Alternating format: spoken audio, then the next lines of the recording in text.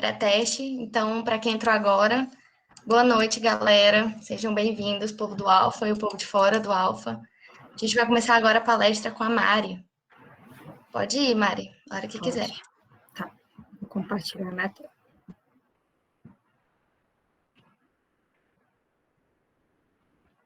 Estão vendo a minha apresentação? Sim, estamos sim. Mas a apresentação mesmo... Não tá no modo de apresentação. Agora tá. Tá, né? Então tá. Eu vou começar. Ana, e se surgir alguma dúvida, alguma coisa que eu não escutar, você vai me avisando, tá? Porque eu só Pode vejo deixar. na tela, não vejo vocês. Tá bom, Então, tudo gente, certo. boa noite. Eu sou Mariana, eu sou aluna da UFAC, sou alfista, né? E hoje eu tive esse trabalho de tentar discutir um tema com vocês que eu acredito ser bastante importante. E, assim, eu sei muito pouco, né? O pouco que eu sei, eu aprendi na UFAC, nas ligas, e aí eu vou tentar discutir com vocês. Vocês podem parar, pausar, né? Então, eu vou começar o caso eu passei o pré-teste para vocês, então eu quero que vocês respondam, mas eu vou passar esses outros 3 casinhos que foram casos da vida real que eu passei, né? Eu sou interna agora, meu último rodízio foi medicina de família, e eu me encontrei com esse caso, é bem resumido. Eu quero que vocês guardem as informações que no final a gente vai discutir a conduta, né? Chegou uma mulher para mim na unidade, né? A gente atende sozinho no módulo. Ela só foi lá para renovar a receita de antipertensivo. Ela só chegou de antidepressivo. Paciente bem depressiva, bem triste, né? Cabisbaixa, mas ela falou que tinha pressão alta. E eu questionando, perguntando, ela falou que nas 2 últimas semanas ela tinha ido para a UPA porque a pressão estava alta. Mas ela estava até deixando de tomar o remédio, porque a pressão dela estava ficando baixa. Aí, por acaso, né, lá no nosso módulo a gente está sem triagem, eu fui e falei, então deixa eu aferir sua pressão. E eu, inocente, fui aferir uma pressão da paciente, e ela estava com essa pressão. Pressão arterial sistólica de 221 e a diastólica de 223. E eu estava no módulo, né, na sala, com o paciente sozinho, e ela lá na minha frente. Pois eu quero que a gente discute esse caso no final. Um outro caso, esse não aconteceu aqui em Rio Branco, né? Eu participei do programa Brasil Conta Comigo, uma cidade ao redor de Brasília, e eu me deparei com um caso assim. Era um homem que chegou para a gente já à noite, umas 10, 11 horas da noite, que ele chegou lá falando que estava com dor no peito, paciente bastante ansioso, não tinha nenhuma patologia prévia, mas ele estava muito nervoso porque ele falou que o pai dele já tinha morrido de infarto. Quando a gente questionou se ele tinha usado alguma coisa, né? E aí a gente, sempre que pensa em dor torácica, vai fazer um diagnóstico diferencial, ele acabou falando que ele tinha passado 72 horas usando cocaína. A gente viu a pressão arterial dele, já estava 198 por 123. E o terceiro caso foi um dia na emergência clínica, eu também já estava no internato, que chegou uma paciente, né, jovem, 53 anos, não é tão velha, que era funcionária do hospital, que estava com muita dor de cabeça e com a pressão alta. Falou que já tinha medido em casa que a pressão estava alta. Ela sentou, ficou sentadinha no cantinho e não queria nem responder, não abriu os olhos. Quando a gente foi monitorar, essa era a pressão dela, 229 por 146. Então, tá. Eu sempre fui, assim, um pouco curiosa, mas eu acho que quando chega uma fase da faculdade, agora com o EAD, a gente fica se questionando por quê, né? Por que eu tenho que assistir uma aula dessa? Por que eu tenho que saber tal assunto? Então, acho que antes dos objetivos, eu acho que eu tenho que colocar aqui os pontos principais, né? A emergência hipertensiva, ela chega a representar 25% dos atendimentos no departamento de emergência. Então, eu, como interna, já peguei algumas, vocês, como internos, vão pegar, e todos nós, como os médicos, vamos pegar. Então, é um assunto que a gente tem que, querendo ou não, independente da especialidade, a gente tem que dominar. Então, é uma coisa importante. Se você chegar a pensar que 25% dos seus atendimentos podem ser isso, né? Então, acho que a gente tem que estar bem direcionado. E eu já dei, né? As urgências hipertensivas, o que são? São situações clínicas que os pacientes vão ter, sintomas ou não, e que ela é definida, né, como o aumento da pressão arterial diastólica maior que 120 milímetros por mercúrio, sem lesão de algo-alvo, aguda. Mas isso, as diretrizes de cardiologia europeia, eles ainda ficam meio assim, porque não existe um valor específico, né? Eles definem esse corte como que se acima desse valor o paciente pode apresentar outras complicações. Mas, assim, ainda é controverso. Todo ano tem bastante discussão. Já as emergências hipertensivas, então, para a gente diferenciar urgência de emergência, já são situações clínicas que já são sintomáticas, que o valor é o mesmo, mas eu tenho necessariamente uma lesão de órgão-alvo aguda e progressiva. E também vários estudos mostram que pacientes apresentam lesão de órgão-alvo com a pressão menor que isso. Então, vai ter paciente que vai ter a pressão, às vezes, 180 por 100, 190 por 110 e já vai ter. Não necessariamente ele vai ter a PA diastólica maior que esse valor. Então, assim, para a gente guiar um pouco mais o nosso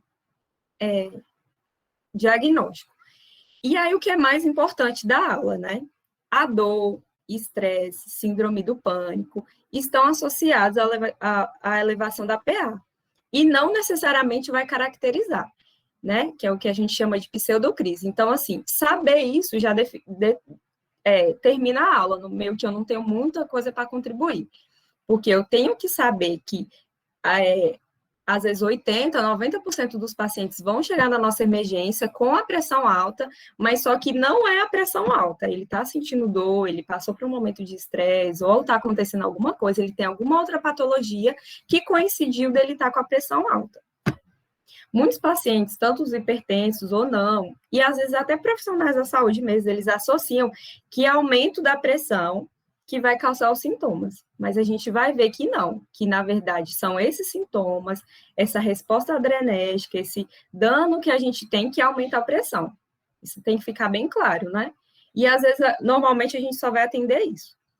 E o principal também, que a maioria dessas situações não vão necessitar de intervenção medicamentosa, né? Então, às vezes, só uma conversa, uma orientação vai resolver o nosso quadro.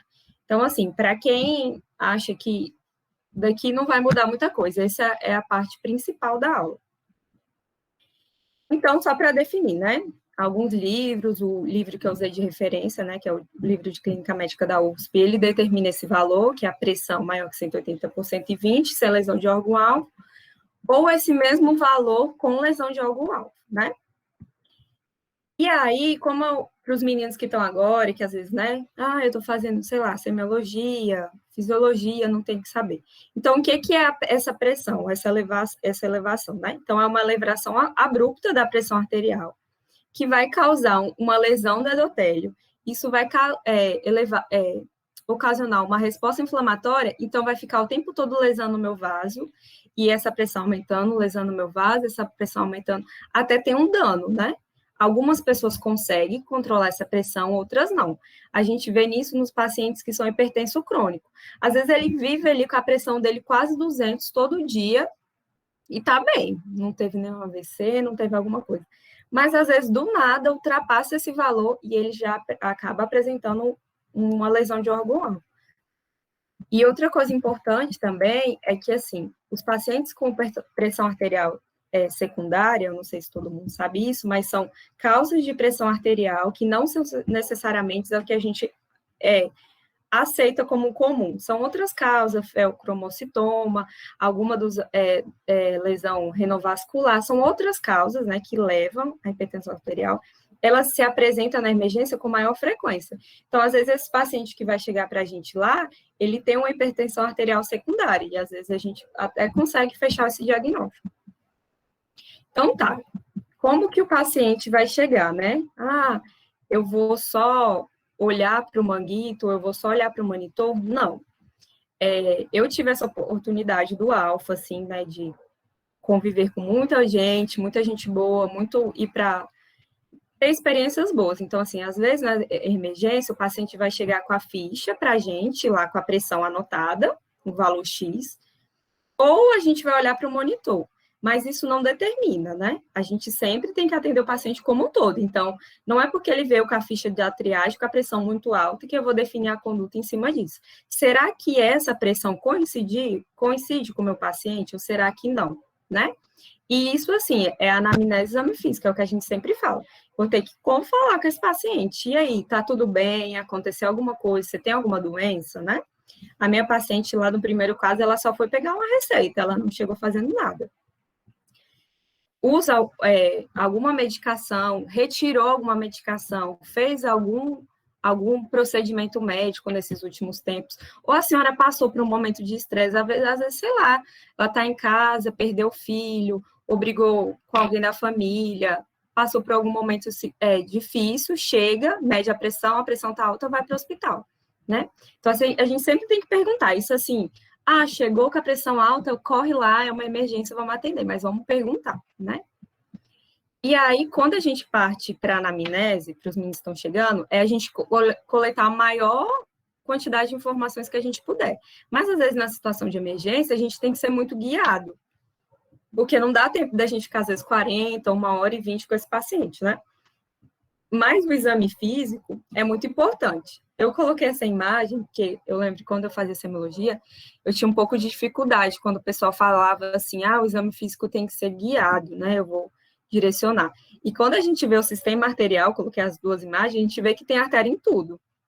Então, assim, como que o meu sistema vai ser guiado? Como que eu vou guiar esse exame físico? Se tem artéria no braço, tem na perna, tem no rim, tem no coração. Isso dá uma imagem para a gente ver os pontos de importância. Se a gente olhar bem, a gente vê que tem uma artéria, né? Lá no coração. Então, esse é um órgão que eu tenho que olhar.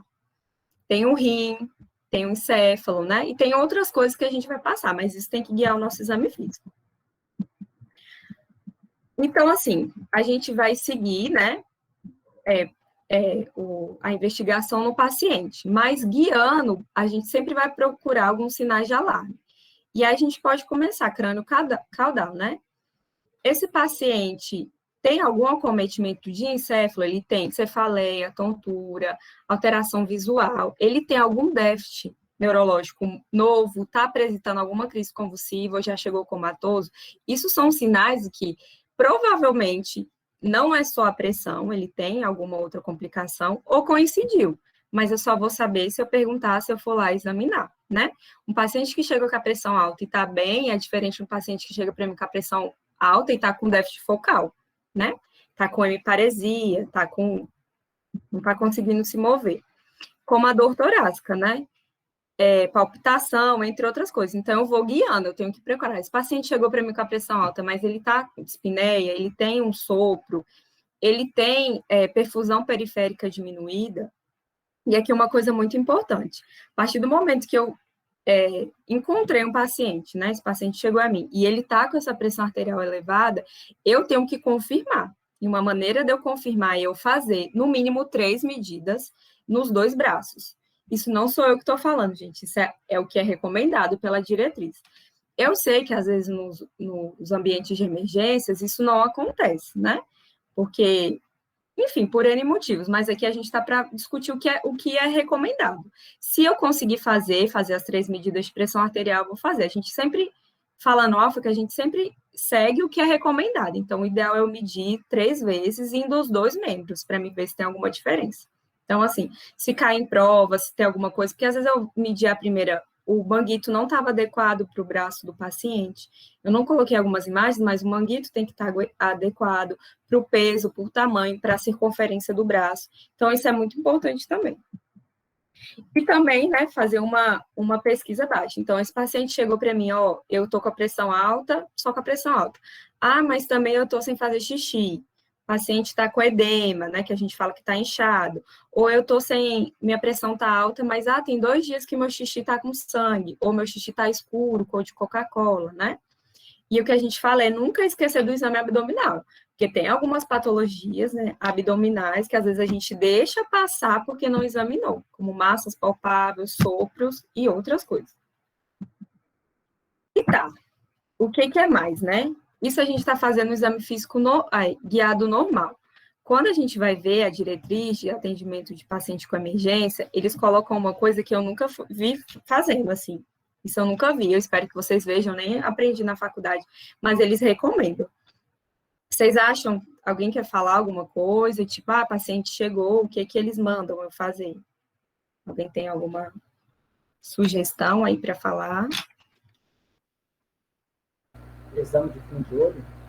Ah, quem falou que eu não estou vendo? Wagner. Quem? Não escutei. Wagner. Eu não escutei quem é, mas é isso mesmo, né? Então, o que eles mandam é que a gente faça o exame de fundo de olho, então todo médico tem que saber fazer exame de fundo de olho. Eu vou ser sincera que eu não aprendi, não sei. Já fiz alguns, mas em outras situações, mas não sei identificar. Mas existe essa classificação de retinopatia hipertensiva aguda, né? Que chama classificação de Kay-Wake-Beckman, que é uma classificação aguda que é diferente da crônica. Então, esse paciente que chega, ele merece ser investigado fundo de olho, né? Tem vários graus, a gente vê aqui grau 1, 2 e 3, né? Quanto maior a classificação, mais grave é o acometimento. Então, isso deveria fazer parte do nosso exame físico com todo paciente que chega na emergência. Eu acho assim que a gente tem que exigir, estudar, ver e tentar fazer. Porque não é um exame fácil, tem que ter experiência, mas a gente vê que em grandes centros ele é feito, né?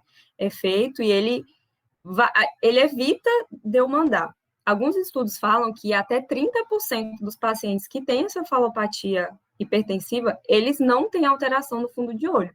Então, mesmo eu fazendo, eu ainda posso mandar várias pessoas para casa sem eu dar um diagnóstico, né? E aí, outra coisa, né, hoje em dia a gente discute, fazer fundoscopia em centros, eles já usam outras coisas, né, eles usam ultrassom para a gente fazer essa medida do nervo óptico. Isso aqui é só uma imagem para fazer, né, que eles encontraram que esse ultrassom point of care, ele é muito mais sensível, né, para medir a pressão do que o exame de fundo de olho. Então, enquanto a gente está discutindo aqui como é a classificação, o que eu estou vendo, em outros hospitais eles estão fazendo isso. Provavelmente alguém está chegando lá e eles estão fazendo esse exame. Então, assim, cada vez mais a gente está ficando mais rigoroso com o atendimento, né? Claro que precisa de uma pessoa treinada, um equipamento, um lugar, mas, assim, é importante a gente saber, né, que para vocês que estão chegando agora, que são do Alfa, são de outras ligas, é bom saber que existe muita coisa, né, e que a gente que vai fazer isso talvez no futuro. Então, tá. Resumindo a aula, o meu paciente chegou para mim com alguma alteração ou não, né? Eu fiz minha examinese, fiz minha anamnese, meu exame físico, estou lá numa situação. O que a diretriz manda? Que eu tenho que levar esse paciente para um ambiente calmo, né? Não muito claro, sem barulho, e conversar com ele, deixar ele mais calmo. Se tiver com dor de cabeça, eu vou tratar a dor de cabeça. Se tiver com dor no pé, eu vou tratar a dor no pé. E depois medir a pressão arterial, porque provavelmente, talvez, essa pressão caia, né? E é isso que a gente tem que fazer, né? Então, a gente viu. A maioria dos casos não vão ser urgências, nem emergências, vão ser pseudocrise. Isso é o ideal, né? Mas o real é isso. Como a gente, numa emergência, né? Dessa situação, eu peguei essa imagem da internet, faz um atendimento desse, né? Então, assim, às vezes, muitos pacientes ficam na emergência sendo tratados como urgência hipertensiva sem que eles fechem um critério, que, na verdade, eles eram de uma conversa, de outra medicação. E, às vezes, muitos não vão embora, né, sem um tratamento, ou acabam recebendo um subtratamento. Isso é bom para a gente ver, assim, o que é importante a gente ver, né? Eu estou nessa fase de terminar a faculdade, de medo, insegurança, e quando a gente vai para o livro, a gente vê muita coisa legal, ai, que legal, lá ele usa ultrassom. E, às vezes, infelizmente, não vai ser isso que eu vou viver da minha realidade. Então, eu acho legal a gente começar a se preparar, né? Sempre saber o certo, né? Guiado no certo, no recomendado, mas, às vezes, saber que a nossa realidade vai ser diferente. Então, outra coisa também que eles determinam, né? Que a investigação complementar é conforme a necessidade. Então, assim, um paciente que chegou para mim com a pressão, seja 228 ou 230, ele não precisa de nenhum exame, desde que eu consiga descartar qualquer lesão, né? E não é porque ele chegou para mim com uma lesão, com uma queixa X, eu falo lesão da queixa X, que eu vou pedir todos os exames. Então, a investigação é sempre guiada. A gente não pede exame para todo mundo. No passado, o que a diretriz falava? Que todo paciente que chega na emergência com a pressão maior que 220, maior que 180 por 110, merece ganhar um hemograma, um eletro, um raio-x de tórax e eletrólitos. Hoje em dia caiu por terra, não precisa. A gente só vai pedir exame complementar caso tenha alguma necessidade. Aí eu acho que fica a bronca, né? Porque fica muita responsabilidade. Meu Deus, então eu não vou poder pedir o exame, só vou pedir se eu pensar alguma coisa? Sim, então só vou pedir. E aí, a gente vai pedir conforme a queixa, né? Então, eu tenho a encefalopatia. O que é a encefalopatia? A minha pressão, né, de perfusão cerebral fica muito alta, né? Fica bastante alta. E aí, como é que eu vou saber? O que eu vou guiar? Fundo de olho, né? A gente viu que tem a classificação. Vou fazer um fundo de olho para a gente tentar achar essa alteração. Ou eu posso fazer uma tomografia, mas assim, a tomografia não tem muita sensibilidade. Só se o paciente tiver mesmo, que a gente chama de extravasamento vascular para ele ter, ou microhemorragias, no geral é só fundo de olho. Então, assim, num quadro desse, eu não vou ter nenhum exame para me ajudar, além do meu exame físico. Nos quadros de AVE, né? A gente estuda AVE, vê o AVE. Então, se eu desconfiei de AVE, esse paciente chega com pressão alta, com algum déficit motor, né? Déficit neurológico, focal ou não, eu vou precisar de uma tomografia, né? Então, paciente que chegou com déficit neurológico novo, eu vou falar, mas como que eu vou pedir a tomografia? Eu vi que ele tem uma alteração. Não é porque ele chegou com a pressão alta que eu vou pedir. E uma situação que às vezes é um pouco recorrente, dependendo de onde a gente for ficar, é os pacientes com edema agudo de pulmão, né? Que aí vai ser só exame físico. O paciente vai chegar dispineico, cansado, crepitando, hipertenso, e é só o meu exame físico. Então, estou desconfiando de exame de edema agudo de pulmão, eu dou o diagnóstico pelo exame físico. Ah, mas eu posso lançar a mão, né? Se eu não tiver minha propedêutica tão armada de alguns exames? Sim, a gente tem BNP, pró-BNP, né?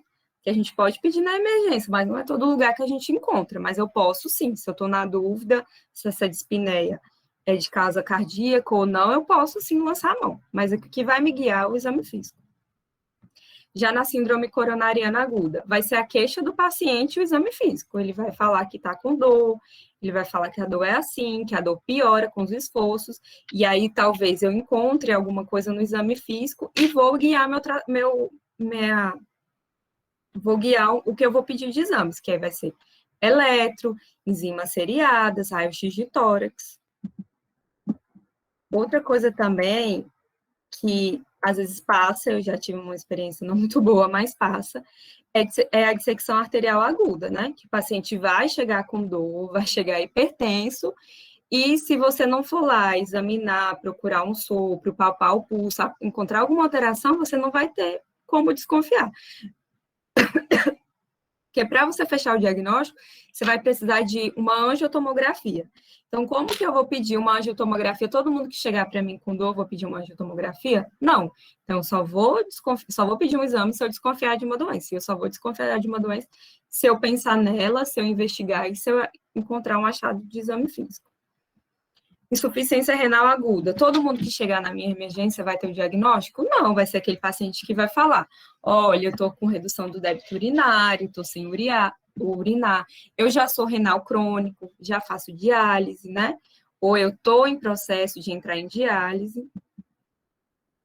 E aí eu vou pedir EAS, né? Paciente com confusão renal, vou pedir o EAS, vou pedir ureia e creatinina, vou pedir eletrólitos, né? Para ver como que tá. Às vezes esse paciente pode fazer alguma arritmia por conta dos eletrólitos e eu tô pensando na pressão alta dele. E nas crises adrenérgicas, que às vezes passam, né? E aqueles pacientes que vão chegar com midríase, a gente fala que é hipertermia, né? Falam como se estivesse com febre, muito calor. E aí eu não tenho nenhum exame que eu possa pedir. O que eu posso, às vezes, é dosar a catecolamina na urgência, que o que eu não vou fazer, mas eu tenho que desconfiar. E, às vezes, alguns casos que acontecem é o uso de drogas, mesmo na emergência, né, que eu vou encontrar.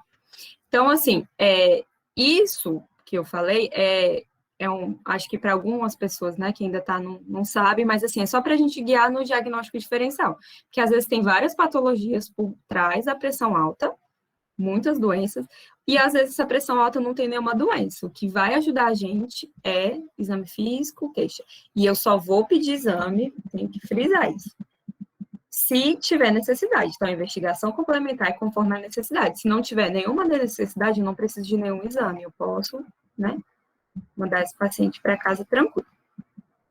Mas tudo bem, esse meu paciente... Oi? Alguém quer falar? Oi, Mari.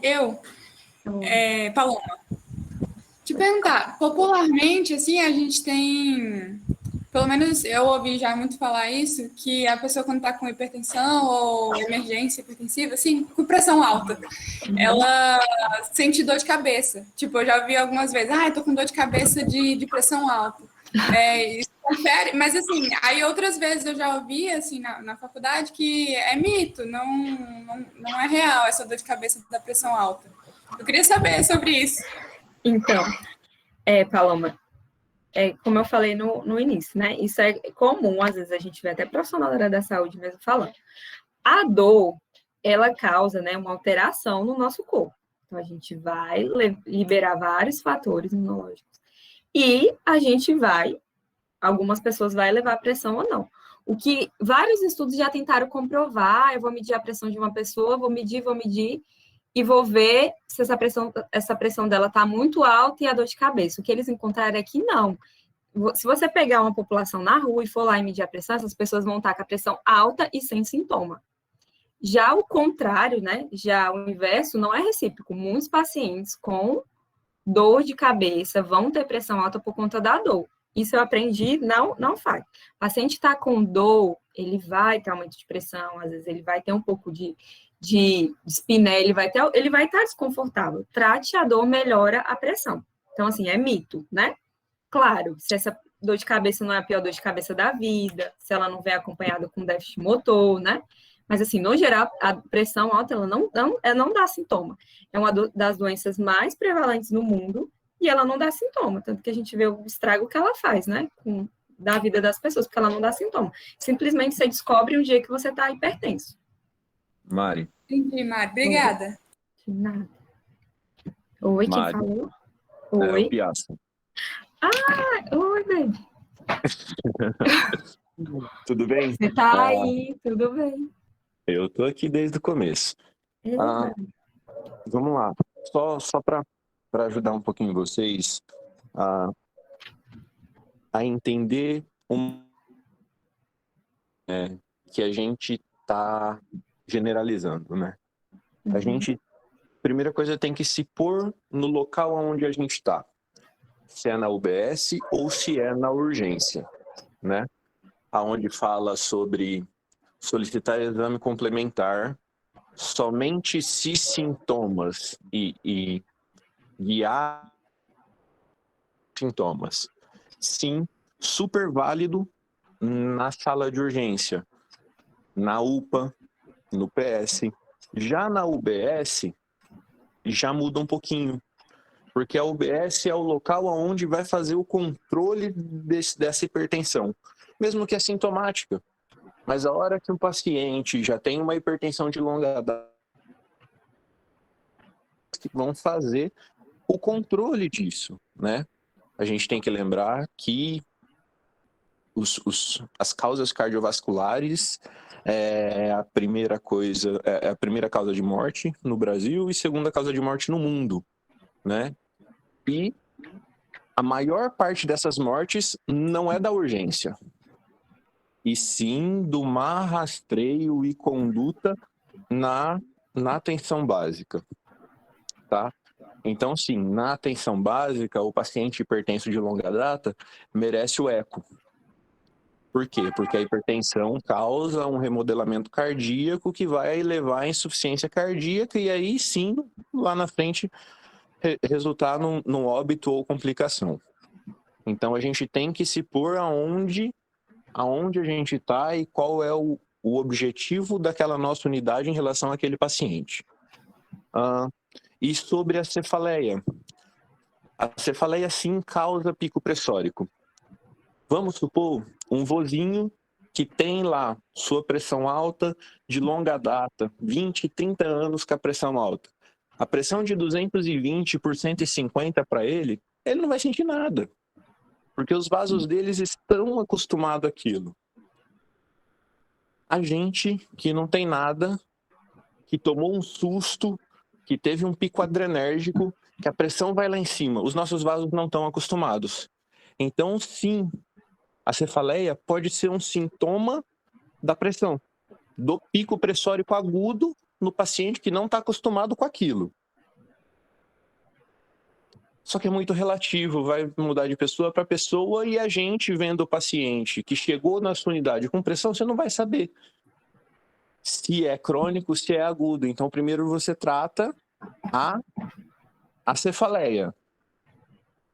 E aí sim, não melhorou, a gente vai para o segundo momento, né? Lembrando que a cefaleia pode ser um sinal focal do pico pressórico. Eita, gente, depois dessa pessoa eu posso ir embora, né? Obrigada, Piazza. Nada. Alguém mais tem alguma dúvida? Gente, aproveito para tirar todas as dúvidas. Não é todo dia que você tem um médico na aula, né? Então, aproveite. Então, tá. A gente vai voltar para o tratamento, né? Então, como que eu vou abordar com o tratamento, quando a gente fala tratamento medicamentoso, que a gente já falou, que é levar esse paciente para um ambiente calmo, medir a pressão dele de novo, tentar tratar a dor. A gente tem algumas medicações, né? Que o livro sempre recomenda medicações de via oral, né? Que são de fácil manuseio para o paciente tomar na emergência. Então, a gente pode lançar a mão de captopril, né, que é um antihipertensivo. Algumas diretrizes recomendam até a clonidina, fala que é uma ótima medicação. E a gente tem hidralazina. Mas, assim, cada medicação tem. O livro sempre coloca como primeira opção para as urgências. Então, são aqueles pacientes que estão com pressão arterial alta, elevada, sem lesão de órgão-alvo, já descartei, joguei fora as hipertensões, mas ele ainda está, né? E eu preciso, ou para tratar o paciente que a gente fala sintomático, para tratar ele, para ele acreditar que ele está tomando algum remédio, ou até para ele ficar mais tranquilo. Então, a gente vai lançar a mão do captopril ou da clonidina, porque é o que o Piazza falou, depende de onde eu estou. Se eu estiver na emergência, às vezes eu tenho captopril. Às vezes, em algumas unidades de saúde aqui de Rio Branco, não tem captopril, não tem clonidina. E aí tem a hidralazina. A indicação da hidralazina na urgência hipertensiva, ela é bem específica. Ela é para gestantes, né? Ela não é para outros casos, mas, inclusive foi até o Piazza, a gente até discutiu sobre isso, a gente vê recorrer várias vezes isso sendo feito nas emergências. O paciente chegou, faz hidralazina, faz tanto de hidralazina para baixar logo a pressão e ir embora. Não é o recomendado, não é o que para ser feito. A recomendação dela é muito específica. E às vezes a gente esquece da dipirona, né? Que é uma medicação que às vezes eu vou ter ver. O problema de eu administrar ela é ver, porque aí vai ser mais um estresse para o paciente, que ele vai sentir dor por conta da injeção, mas eu posso dar via oral. Isso que o Piazza falou, que é, assim, bastante importante. Todo paciente que está com urgência hipertensiva ou que está com uma pseudocrise hipertensiva, ele merece um retorno precoce no ambulatorial, quando a gente está falando em ambiente de urgência. Por quê? Se esse paciente chegou para a gente, ele é hipertenso, provavelmente ele não está tomando a medicação, ou essa medicação dele não está sendo a ideal, ele precisa de um reajuste medicamentoso, ou esse paciente está tendo uma piora, né, que a gente fala, já está tendo uma lesão secundária, né, isso que o Piazza falou é muito importante. Então, assim, ele já está tendo uma lesão secundária no coração, então ele merece um retorno ambulatorial, porque lá na UBS, lá no ambulatório, o médico vai investigar, vai pedir função renal, às vezes ele está tendo uma piora da função renal, às vezes ele está tendo uma piora da função cardíaca, às vezes a hipertensão dele é secundária, está sendo tratada como primária, e as drogas que estão sendo administradas estão piorando o quadro clínico do paciente. Então, assim, no ambiente de urgência, né, é uma coisa, que a gente viu, aquela loucura, muito paciente, não é dipirona e casa, é dipirona, casa e vá procurar a sua unidade de saúde o mais rápido possível, de preferência amanhã. né? Se eu já estou com ela na unidade, é isso que o Piazza falou, já vou tratar ela na minha unidade, vou pedir um mapa, vou guiar o que a gente vai discutir nos casos mais na frente. Mas, assim, algumas diretrizes, até o mesmo o livro fala que os pacientes que procuram a UPA, o PS, porque eles não vão procurar a unidade de saúde, eles vão procurar a UPA e o PS com pressão alta, eles vão ficar indo lá sempre. E, às vezes, é a oportunidade que a gente tem de ajustar a medicação dele.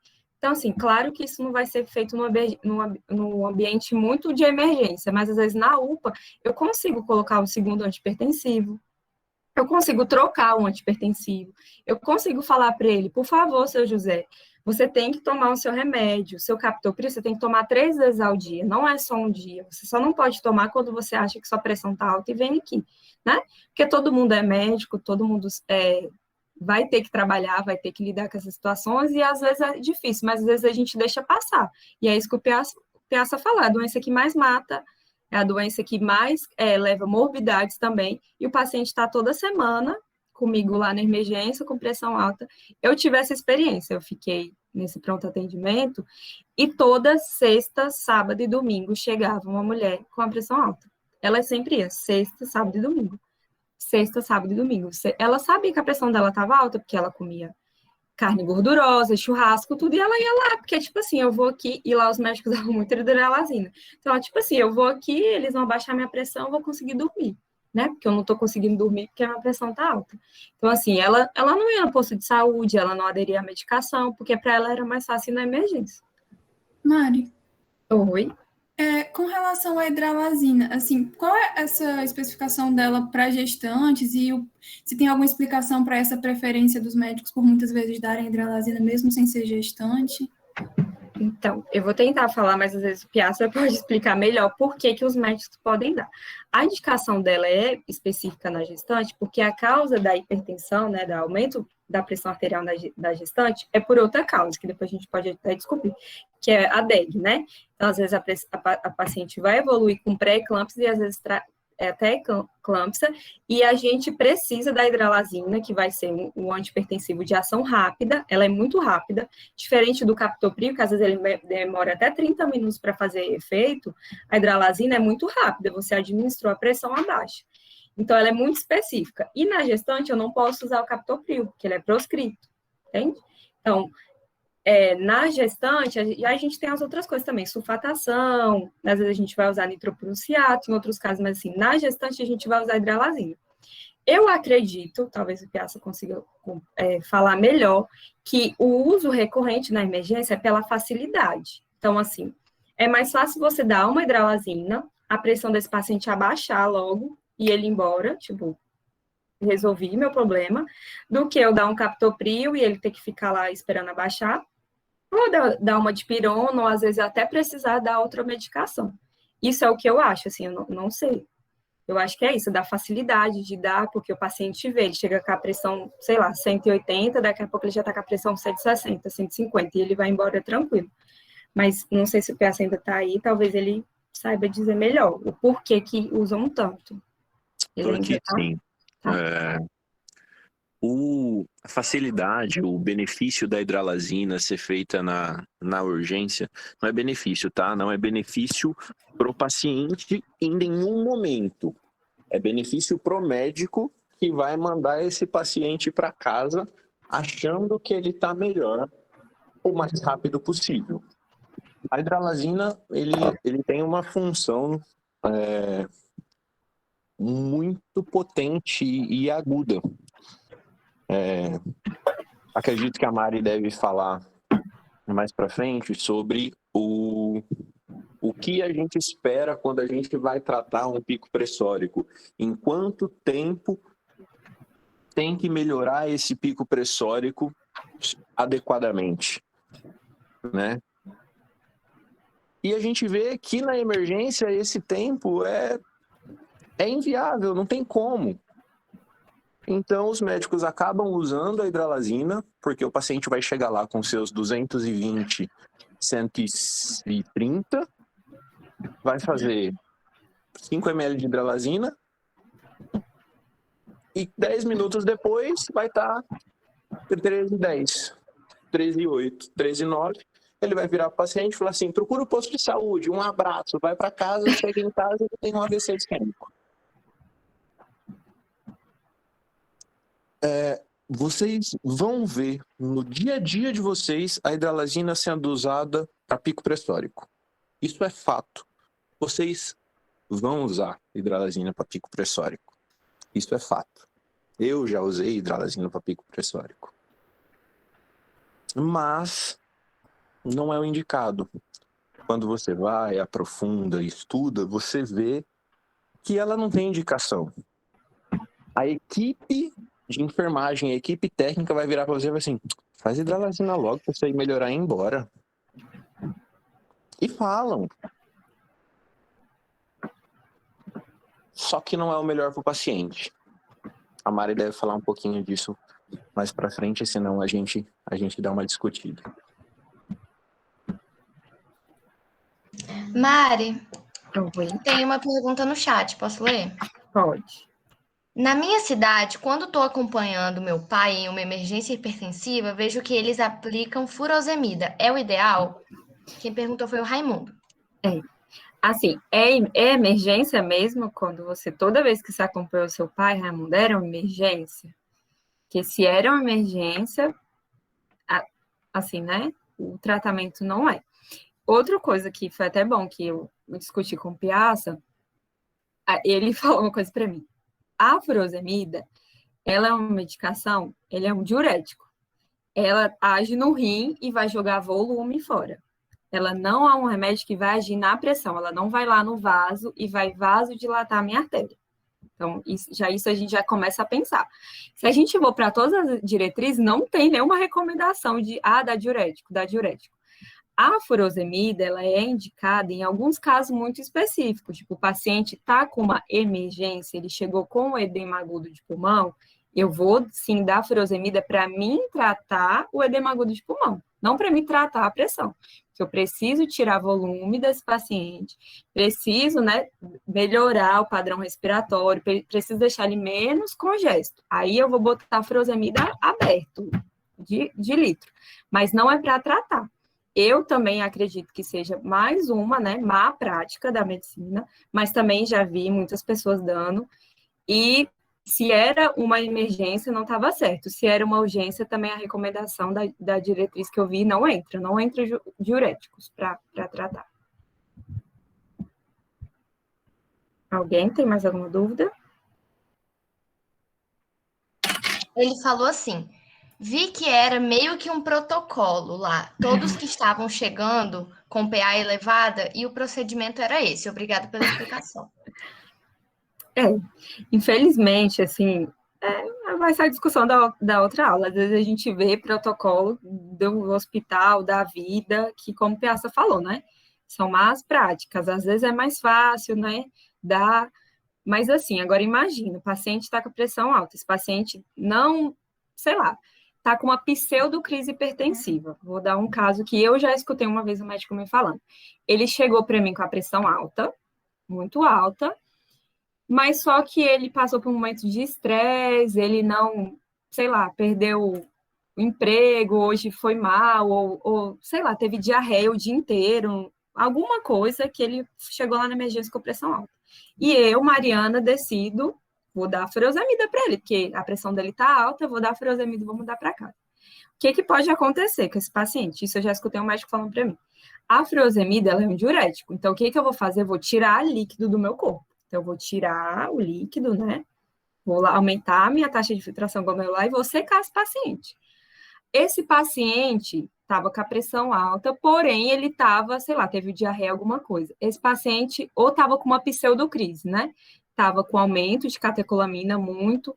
Aí ele foi, tomou o remédio, acreditou que vai melhorar. A pressão dele voltou ao normal, como ia voltar se ele tivesse tomado uma dipirona ou não tivesse tomado nada. Né? Até porque o diurético, a furosemida é um diurético muito potente, ela faz efeito rápido. E esse paciente começa a fazer xixi, que é isso que vai acontecer. Xixi.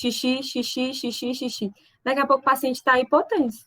Daqui a pouco o paciente está passando mal, porque a pressão dele está baixa demais. Por quê? Ele espoliou o volume que ele tinha, né? porque o vaso dele não tá mais conseguindo. Aí o que eu vou ter que fazer? Vou ter que dar volume para esse paciente. Então, assim, às vezes o que é feito não é o certo. E se a gente for estudar, ver a fisiopatologia, a gente entende que não é assim que trata, entendeu? Então, assim, eu acho que é um risco. Eu acho que a furosemida, tanto com a hidralazina, quando a indicação dela é errada, ela acaba causando um dano para o paciente. E às vezes a gente pode causar um mal sem querer, que não o Piazza falou, esse paciente vai ter um AVC, esse paciente vai fazer uma hipotensão, né? Vai ter uma isquemia, porque eu, com pressa, estou dando uma medicação. Tá bom? Pode ir?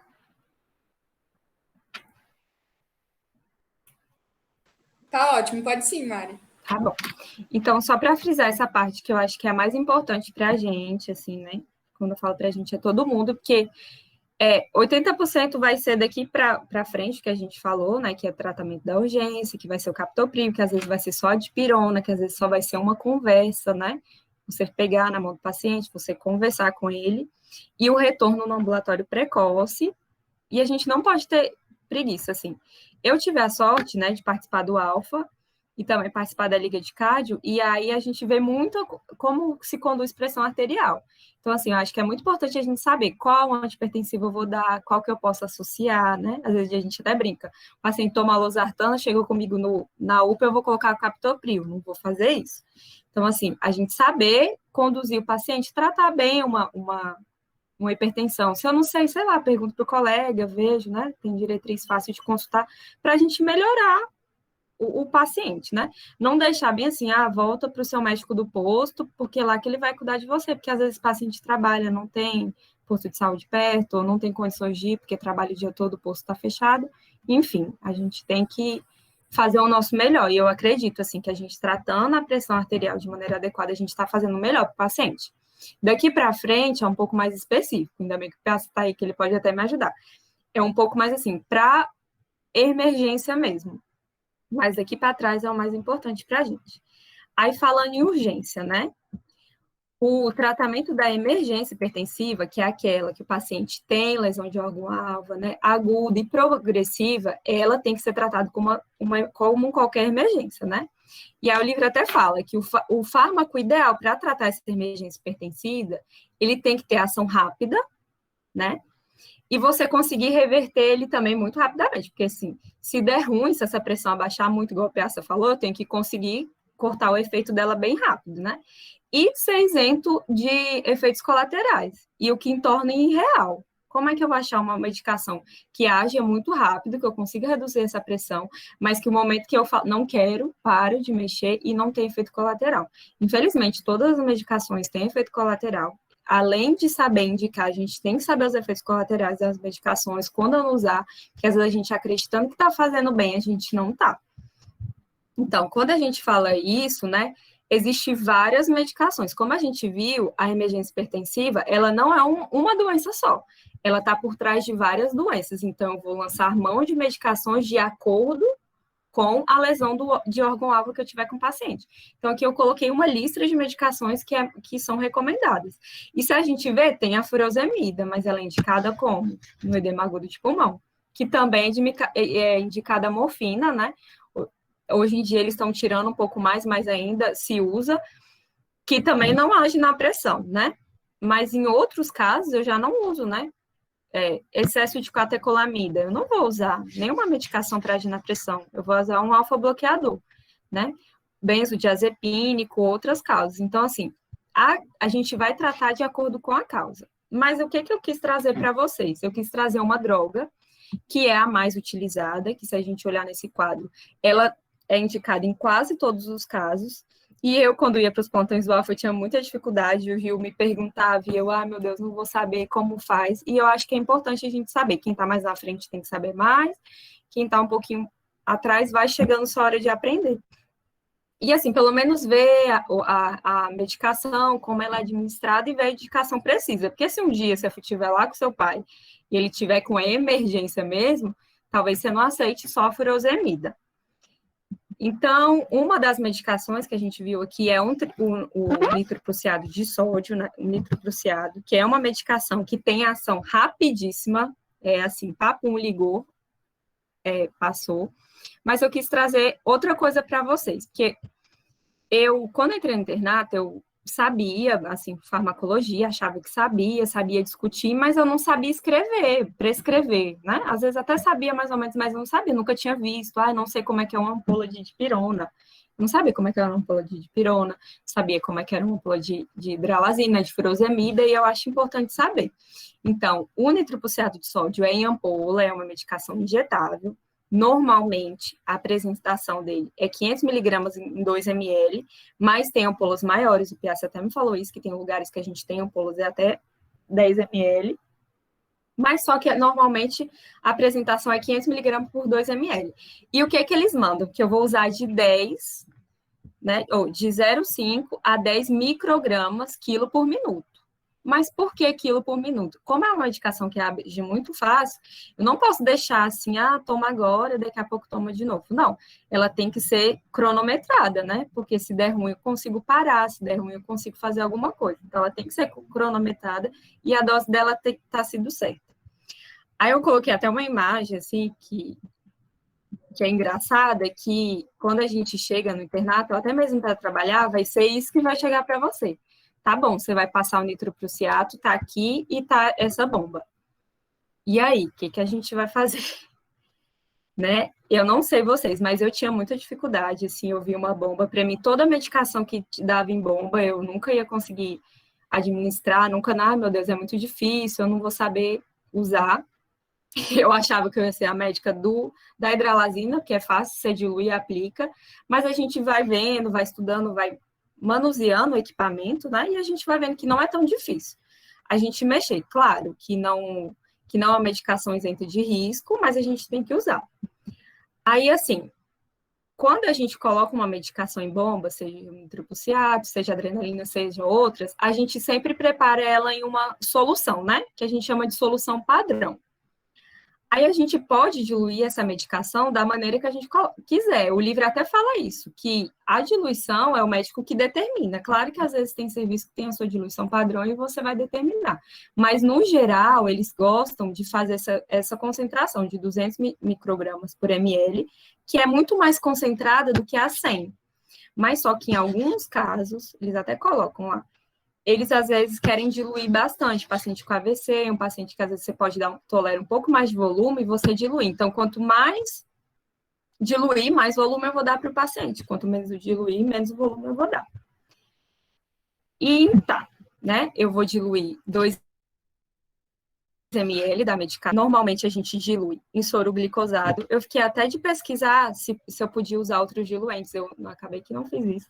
Mas eu acredito que não, porque todos os documentos que eu li colocava soro glicosado. Depois eu posso ver o porquê, né? Às vezes, com certeza deve ter alguma indicação. E eu vou diluir nisso. Aí tá, vai estar aquela bomba e eu vou ter que colocar essa solução. Aí eu fiz um exemplo também, né? Com Piazza. Foi bem legal, que eu me confundi todo e ele me ajudou. E a gente vai definir como a gente vai fazer. Porque quando eu via na emergência, falava bem assim, liga o nitroprusiato e coloca em 2, coloca em 3, coloca em 4, coloca em 5. E eu, meu Deus, coloca como assim? Não sabia. Então, como a gente faz? A dose da medicação não é quilo por minuto? Então, eu vou pegar. O meu paciente tem 80 quilos. Eu quero começar com a dose mínima, quero fazer 0,5 microgramas, né? Então, eu vou pegar o peso dele e multiplicar pela dose, que eu vou achar 40, e multiplicar pelo tempo, né? Porque na minha bomba, infelizmente, eu não consigo colocar em minuto, eu vou colocar em hora. Então, eu vou achar que eu vou fazer 2.400 microgramas em 1 hora. Mas eu vou escolher, eu vou usar a apresentação, né? A concentração de 200 ou de 100. Se eu for usar de 200, é uma regra de 3. Se eu tenho 200 microgramas em 1 ml, eu faço uma regra de 3, eu acho 12 ml. Então, lá na minha bomba, eu vou colocar, fazer a infusão de 250 ml da minha solução e 2 ml hora, né? Para alguns, às vezes, ficou mais fácil, outros não. Mas, assim, é bom praticar, às vezes, pegar a caneta e fazer. No final, a gente pode discutir também. O Piazza, se quiser também apresentar algum para a gente discutir. Mas, assim, isso é o ideal. Mas, normalmente, a gente coloca menos. O Piazza até falou. Liga 2, liga 3 e vai aumentando, vai tateando. Se o paciente tem 50, 60 quilos. Se ele tem um pouco mais, a gente vai colocar mais. O Cássio falou para mim que ele sempre começa com 5, né? Se precisar, vai aumentando. Por quê? A gente, às vezes, não vai usar a dose máxima, porque a gente já viu que o paciente vai fazer hipotensão. E aí também não é bom, às vezes, a gente usar dose mínima. Tá. Então, assim, é um fármaco que é mais utilizado, né, a via de administração é parental, mas, assim, o início da ação dele é muito rápido, então, às vezes, se você não tiver cuidado, o paciente faz hipotensão na sua frente, né? Você acaba fazendo. E ele deve ser administrado protegido da luz, então quando vocês forem nas emergências, vocês vão ver lá a medicação com saquinho rosa, às vezes é saquinho amarelo, saquinho verde, depende, não sei do fabricante, e elas vão estar lá protegidas, né? E vão estar sempre em bomba de difusão. Nunca eles não recomendam você fazer em contra-gota, porque o risco é bem maior, né? E o ideal é que você vai aumentar a cada 2 minutos. Então, imagine, em 2 minutos essa medicação já faz um estrago. Então, se você for para aumentar, é a cada 2 minutos. A gente também tem a nitroglicerina, né? Que é o que a gente chama de tridil. O nitroprusiado a gente chama de niprid. Às vezes vocês vão ver que eles falam, é o niprid, é o tridil. E a gente também usa, mas a nitroglicerina, ela tem algumas indicações bem específicas. Então, eu vou usar para paciente com síndrome coronária aguda, se eu descartei infarto de VD, se esse paciente não tem risco de fazer hipotensão, ela é menos utilizada. Então, o nitroprusiado e o niprid vai ser usado mais. Algumas recomendações a gente tem, sim, indicação de usar beta-bloqueadores, que já são outra classe de medicamentos, né, que já não... o niprid, eu não falei, ele libera óxido nítrico, então ele causa uma vasodilatação. O beta-bloqueador, ele já vai bloquear, já vai agir lá no coração, né? Vai beta-bloquear a gente. Já é outro mecanismo de ação. Eu tenho o metoprolol, tenho o osmolol, e eu tenho a hidralazina. E aí eu coloquei a gravidinha aqui para a gente saber que a hidralazina é indicado na grávida. A gente não vai usar em outras situações. Aí, quando a gente vai falar, esse paciente chegou para mim, eu vou reduzir a pressão dele para quanto? Como? Então, assim, o objetivo é reduzir, mas eu vou ter que reduzir calma, eu não tenho que ter pressa, eu não tenho que, meu Deus, eu tenho que reduzir essa pressão. No passado, a diretriz recomendava a gente reduzir 25% na primeira aula. Depois eles reduziram esse valor, e cada vez mais o objetivo é reduzir menos essa pressão. Então, é aquilo, às vezes as pessoas dão outro remédio para o paciente ir embora logo, porque se esse paciente chegou, eu vou ligar essa bomba de niprid, ele, no mínimo, vai ficar 24, 48 horas comigo na emergência, ele não vai embora rápido. Então, eu vou reduzir de 10 a 15, né? E sempre tendo cuidado da redução ser, no máximo, 25% da PAN, né, que é a pressão arterial média, em 24 horas. Tá, mas por quê? A gente vai ver as indicações depois específicas. Por quê? Se eu reduzir muito baixo, eu vou acabar levando a hiperfusão, o paciente pode isquemiar, o paciente pode ter baixa perfusão periférica e outras coisas. O que eles recomendam, né? Nesses grandes serviços de cardiologia, do INCOR, da vida, eles falam que para a gente entrar com uma droga de ação tão rápida, é indicado até a gente fazer uma pressão invasiva. Você tem que passar uma pressão arterial invasiva para você ver se esse vasodilatador está sendo efetivo e se é confiável, né? Porque, assim, às vezes eu vou reduzir demais essa pressão. Mas, assim, outra coisa que não é mágica, né? Eu acho que toda vez que a medicina tá fácil é porque tá errado. Não é assim, chegou, tá com dor torácica, chegou, tá com AVC, vou colocar o niprid, vou ligar, já sei quanto, vou começar com 5, vou começar com 2, vou colocar meu relógio aqui 1 hora tem que estar 10%, 15%. Não é assim, gente, infelizmente não é assim, né? Cada patologia é de um jeito e a gente tem que ter alguns cuidados. Então, o que eles recomendam? Que eu tenha um tratamento diferenciado. Eu tenho, isso é bem claro, nas hemorragias subaracnoides, eu tenho que reduzir essa pressão um pouco mais. Já no AVE, a gente viu que não. Então, assim, primeira coisa que eu vou ter que decidir, esse paciente chegou, tá, uma emergência hipertensiva, mas ele tem um AVE. Primeira coisa que eu vou ter que dividir, esse paciente tem janela? O meu serviço tem? trombólise, eu vou fazer uma trombectomia mecânica, ele é eletivo para isso, ele vai para um lado. Ele não é, no meu serviço não tem, ou ele não é eletivo, ele vai para o outro. Então, já começa assim, eu já vou abordar diferente. Então, o que a diretriz manda? Os pacientes que vão, né, para a trombectomia, eu tenho que reduzir a pressão dele um pouquinho mais. Então, eles falam, em média, 180 a 115. Diferente dos pacientes que não vão. Esses pacientes que não vão, eu tenho que reduzir bem menos. Porque quanto mais eu reduzir, eu diminuo a minha área de penumbra. A área de penumbra, né, que a gente viu na área de AVE, é aquela área que ainda não foi comprometida. Então, assim, eu não posso reduzir, então já tenho que dividir isso, né? Então, se eu reduzir, eu vou ter que reduzir devagar, e eles colocam que eu vou ter que reduzir 15% nas 24 horas se esse paciente não for fazer trombectomia. Então, o valor não é igual àquele para todo mundo.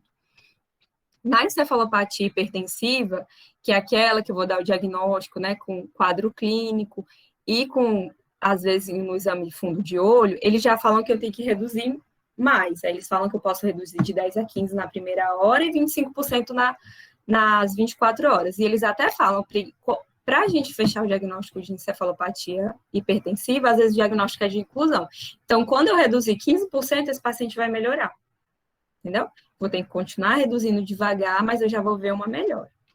E aí, no edema agudo de pulmão, eu posso reduzir bastante, né? Porque esse paciente está congesto, está hipervolêmico, eu posso reduzir mais. Eles toleram, né? Uma redução até 25% na primeira hora, se esse paciente tiver o volêmico, né? Não tiver uma AVE junto, só tá com edema agudo de pulmão. E aí eu tenho eu não passei, né? Tenho duas situações mais específicas, que é na dissecção aórtica aguda e na crise adrenética. Para quem não sabe, a dissecção aórtica aguda é o quê? Eu estou abrindo, né? A aorta está saindo lá no VE, e eu abri duas lâminas. Então, isso é muito grave para o paciente, o risco de óbito. Eu já vi paciente morrendo disso, é horrível, é horrível. Então, assim, esse paciente, ele precisa de um tratamento muito mais agressivo. Mas só que esse paciente, ele precisa, primeiro, ser beta-bloqueado. Então, primeiro, ele vai chegar com a emergência hipertensiva. Eu acho que é disfunção aorta. Eu tenho certeza que é. Primeiro, eu vou beta-bloquear esse paciente, beta-bloquear, e depois eu vou reduzir a pressão dele. Isso é questão de prova, isso é questão de vida. Por quê?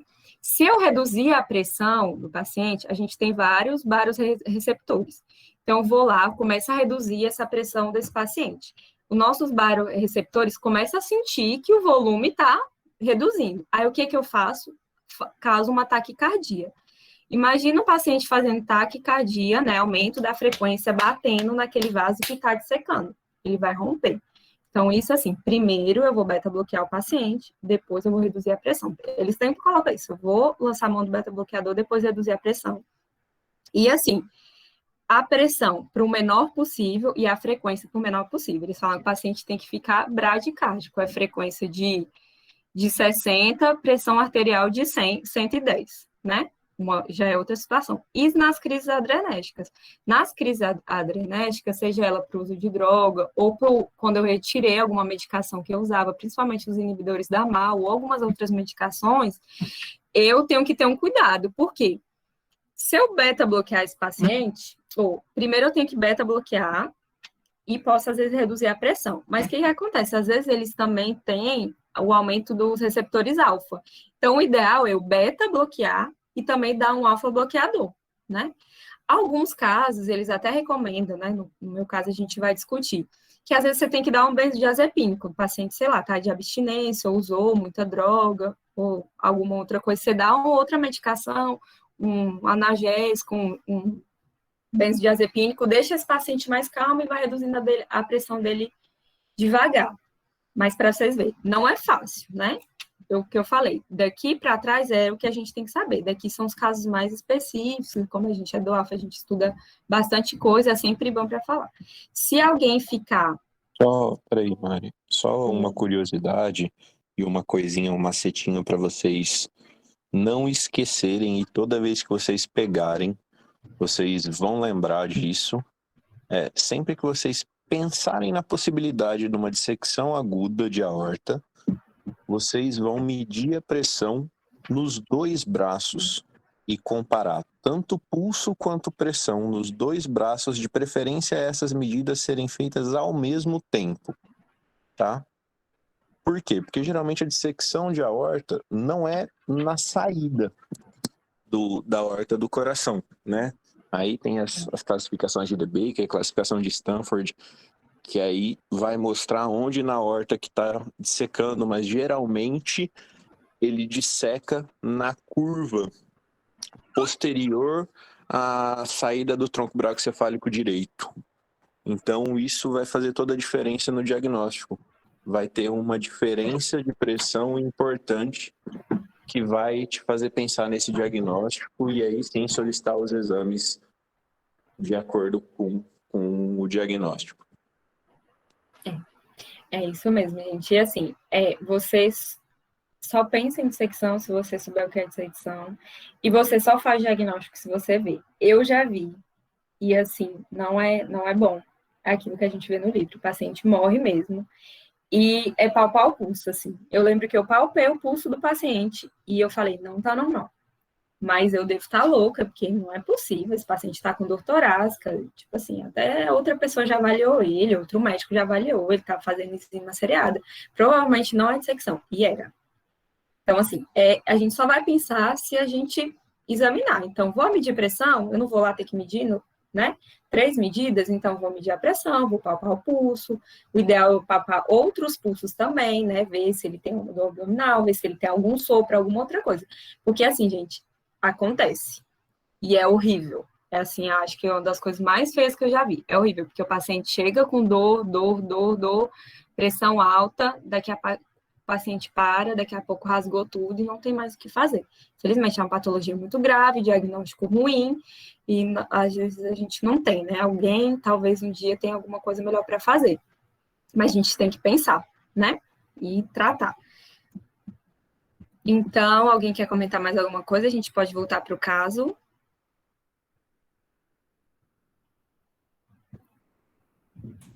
Tudo ok, Mari. Ninguém mandou nenhuma dúvida, não, né? Então, a gente já está terminando, a gente vai voltar, né? Lá para o módulo Mocinha Magalhães, para a paciente que chegou para mim com essa pressão. Inclusive, eu fiquei muito nervosa, porque eu sou daquelas pessoas que calculo o risco vascular de todo mundo que chega no módulo, que acha que todo mundo tem que estar com o remédio tomando certo, que todo mundo tem que estar bem medicado. Então, eu fiquei muito assim, como a senhora chega com essa pressão, você está indo para o tempo todo assim e tal. E aí ela acabou que chorou, ficou emocionada, pediu desculpa, não estava tomando a medicação, ela não sabia como usar, ela estava tomando da maneira errada, porque ninguém ensinou para ela, ela também não tem obrigação de saber. A obrigação é nossa, não é do paciente. Às vezes a gente quer transferir para o paciente uma coisa que não é dele.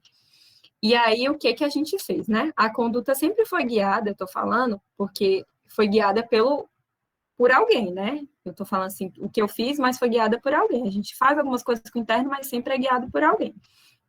Então, assim, a primeira coisa que ela foi lá renovar a receita do antidepressivo dela. Então, a receita do antidepressivo dela foi renovada, sim, né? A gente deu captopril para ela, né? Via oral, na hora. Fiquei conversando com ela, a gente conversou sobre outras coisas, ensinei ela a usar os antihipertensivos, troquei a medicação.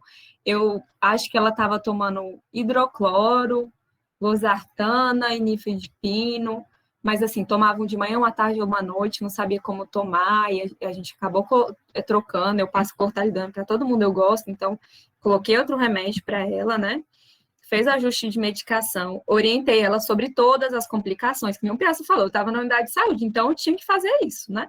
Ela tinha uns exames há pouco tempo, que tinha anotado lá no nosso prontuário dela, então ela ainda não tinha lesão renal, não tinha nada, e era uma paciente até jovem. Então, assim, a gente orientou, né? Falou, ó, pressão alta é problema no olho, pressão alta é problema no rim.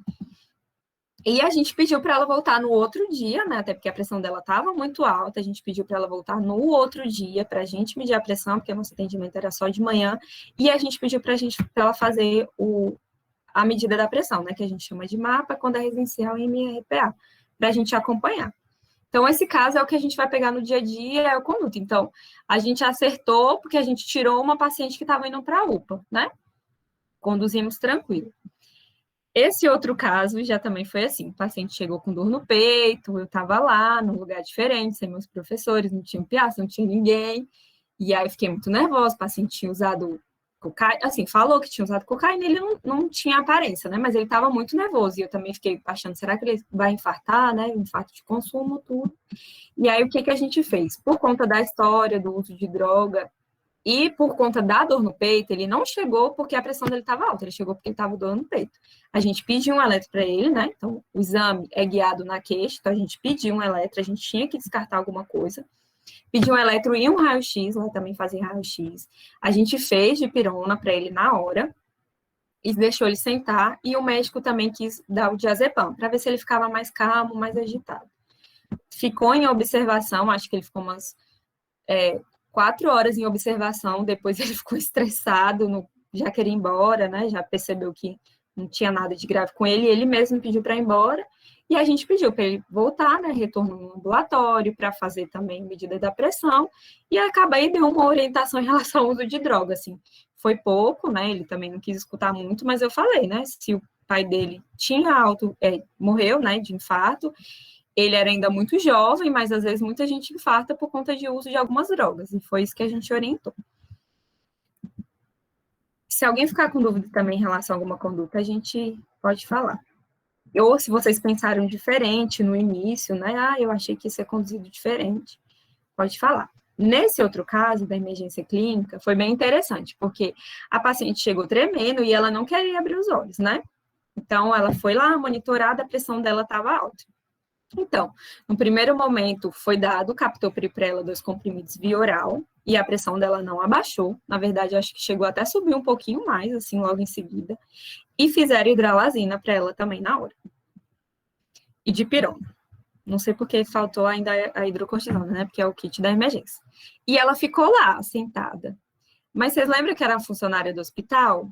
Né? Então, por algum motivo, o neuro passou e quis avaliar essa paciente, né? Ela não queria abrir os olhos, então a gente não chegou a fazer exame físico nela completo. Então, ele pediu para ela uma TC de crânio. E aí, pediu assim, ele nem sabia o valor da pressão dela. Ele falou, vai fazer uma pressão. Quando ele viu a pressão, ele foi lá e prescreveu o Niprid para ela e passou o analgésico. Aí a vaga na UTI já colou. Aí ela chegou com essa tomografia. Essa era a tomografia dela, né? Aí, assim que o neuro viu, já pediu, ela tinha, né? Hemoventrículo, né? Essa imagem branca, que é onde era para estar pretinho, nos ventrículos, ela já tinha uma hemorragia, né? Tinha feito um AVE gigante hemorrágico e já estava fazendo hemoventrículo. Então, assim, um paciente que chegou com pressão alta, e a queixa dela, se a gente lembrar, foi isso. Ela veio porque estava com dor de cabeça e a pressão estava alta. Então, eu acho que ficou bom, assim, os 3 casos que a gente conseguiu abordar. O simples, o mais ou menos simples e o complicado. Tem um pré-teste para vocês fazerem, né? Eu quero agradecer, fiquei muito feliz, acho que fiquei até mais segura do PA estar aqui, né? Quando a gente vai chegando no final, a gente fica um pouco meio assim, com medo, achando que não vai ser suficiente, mas assim, eu vejo que é bom, quero falar para vocês que não desista. Eu lembrei até hoje que eu aprendi emergência hipertensiva numa aula que teve na UFAC, na Liga, que era até o Igor Sombra, e eu lembrei até hoje ele falando que a dor de cabeça não é a pressão alta, que a gente vai dar dipirona para dor de cabeça. E isso ficou para mim, eu estava, sei lá, no 2º período, 3º. E eu fiquei até feliz de dar essa aula, porque eu lembrei dele, né? 4 anos atrás, 5 anos atrás. E agora eu estou aqui falando para vocês. Se vocês tiverem qualquer outra dúvida, podem mandar no chat, respondam o pré-teste. E é isso. Mari, muito, muito obrigada. Pessoal, se alguém tiver alguma dúvida, pode falar. O pessoal começou a elogiar aqui. Mari, foi sensacional, sério, muito boa, como sempre. Você explica muito bem, didática maravilhosa. Agradeço também o Piazza, né? A participação ilustre aqui nessa aula. Muito obrigada. E é isso, pessoal. Vocês têm alguma dúvida? A gente pode começar o pós-teste. Mari, uma dúvida, assim, quando a pessoa, ela tem uma pressão arterial normal e ela chega em, por exemplo, 15, não chega, 15, 16, e não chega nesses valores que a gente viu, tanto de urgência quanto de emergência hipertensiva. existe algum tipo de abordagem para essas pessoas, a medicamento ou não? Ou É assim, mas lembra que lá no início eu até falei que quando o pessoal vai estudar, né, que eles pegam estudo, eles querem chutar um número. Mas às vezes tem paciente que não atinge esse valor. O primeiro que a gente tem que fazer, o que levou essa pressão? Essa pressão é porque ela não tem a pressão alta? Ela tá com dor, ela tá passando por muito estresse? Ou não, essa pessoa tem pressão alta e infelizmente eu tô dando o diagnóstico, ela tá dando sinais para mim que tá com pressão alta. Ou ela tem, né, alguma lesão de órgão-alvo que tem. Então, assim, não tem o que dar. Se a pessoa não tem sintoma, não tem o que tratar, né? É que nem o Piazza falou. Às vezes o vozinho vai ficar com aquela pressão alta ali, aguentando, e eu, jovem, se minha pressão subir um pouquinho, minha pressão é muito baixa, minha pressão é baixíssima, se eu levantar aqui de uma vez eu fico tonta, e minha pressão sobe um pouco, se eu comer um pouco de comida mais salgada, eu beber alguma coisa, eu sinto já uma dor de cabeça. Então, assim, o que a gente tem que tratar é a causa, né, da pressão. E se eu sei que eu tô fazendo alguma coisa que a minha pressão vai subir, eu tenho que evitar essa causa, né? Vocês estão vendo os meninos aí arrasando nos vídeos da professora Joycelyn. Então, assim, é tentar fazer o máximo para essa pressão não subir. Porque não tem tratamento, às vezes a gente quer tratar tudo, e às vezes, na verdade, a gente tem que evitar que a coisa aconteça. Não tem nada, não tem nenhuma recomendação, eles falam sempre analgésico, e conversar, ambiente calmo, orientar, e isso. Entendi, obrigada. Lembrando assim também, né, que não é o motivo da aula, mas às vezes os pacientes têm as causas de hipertensão secundária, né, às vezes o paciente tem FeL, ele tem estenose da artéria renal, ele tem hiperaldo, ele tem outra doença, então às vezes a gente tem que investigar, talvez eu não tenha que tratar, mas talvez eu tenha que investigar, né? Será porque que esse paciente jovem está tendo essa pressão alta? Entendi, obrigada, Mari. Bom, Mari, estou apresentando aqui, vocês estão vendo, o certificadozinho de reconhecimento, seu segundo, né, desse semestre já. Muito obrigada. Muito obrigada de verdade pela aula. E vamos começar o pós-teste, né? Vamos começar o pós-teste. Também quero agradecer vocês, agradecer o Piazza. Nada, Pessoal, nada. Hoje deu certo aí, não tá... Na verdade, ter trocado o plantão. E aí, em casa de boa, sempre é bom ter um conhecimento a mais aí nesse aulão da Mari. Sempre aprendendo com vocês, é o que eu sempre falo, é uma via dupla de conhecimento, e a única coisa que eu tenho a mais é um pouquinho mais de experiência. Muito. Tô aí, sempre que precisarem, pode mandar mensagem, viu? Obrigadão por tudo. Façam o pós-teste, eu acho que eu não vou fazer, eu não tô preparado para isso. Fiquem com Deus aí. Obrigada, Piazza, pela participação.